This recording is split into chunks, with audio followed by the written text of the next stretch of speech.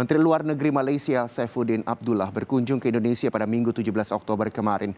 Kunjungan bilateral ini meneguhkan pentingnya kolaborasi Malaysia dan Indonesia untuk meningkatkan kerjasama demi kesejahteraan kedua negara. Dalam kunjungan kehormatan ini, Menteri Luar Negeri Malaysia Saifuddin Abdullah menyampaikan pentingnya kolaborasi antar negara, terutama Malaysia dan Indonesia, untuk memperbaiki ekonomi pasca pandemi COVID-19. Malaysia dan Indonesia memiliki potensi besar di bidang pemasaran digital atau digital marketing. Pengalaman penanganan COVID-19 dan potensi pasar yang besar di kedua negara dimanfaatkan untuk mendorong diplomasi kesehatan. Isu ini akan dibahas lebih lanjut dalam kunjungan Perdana Menteri Malaysia Ismail Sabri pada 10 November mendatang. Jadi isunya bukan saja vaksin, isunya juga ialah kesihatan awam dan bagaimana masa depan industri farmasi kedua-dua negara. Sampai bila kita harus hanya menerima vaksin dari pengeluar lain. Kita juga harus lihat kemungkinan masa depan, mungkin 10 tahun dari sekarang untuk industri farmasi kedua-dua buah negara.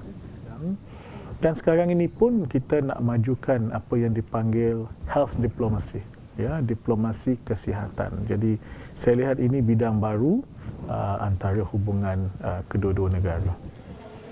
Menlu Malaysia Saifuddin Abdullah juga menyambut gembira rencana perpindahan ibu kota Indonesia ke Pulau Kalimantan.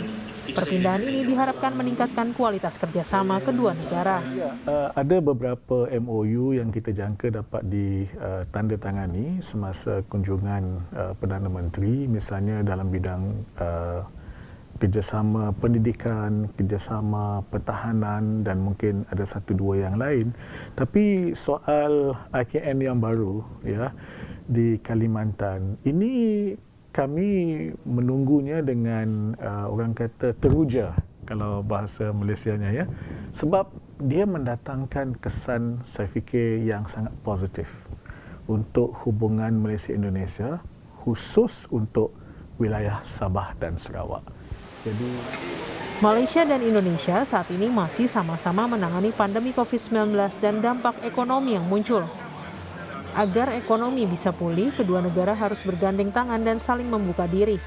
Sejumlah aturan seperti protokol kesehatan juga diterapkan agar semua aktivitas baik di Malaysia maupun di Indonesia bisa tetap berjalan.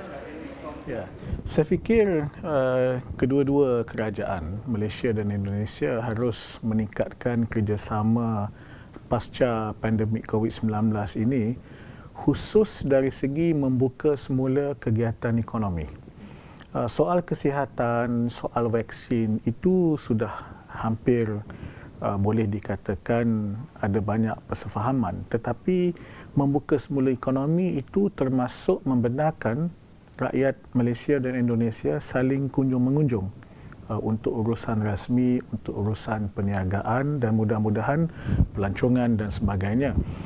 Saya dan Ibu Retno bersetuju bahawa Kementerian Kesihatan kedua-dua negara harus segera membincangkan dengan lebih detail. Sebagai negara bertetangga, Malaysia dan Indonesia harus saling menjaga demi terpenuhinya kebutuhan kedua negara untuk kesejahteraan warganya. Tim Liputan Kompas TV.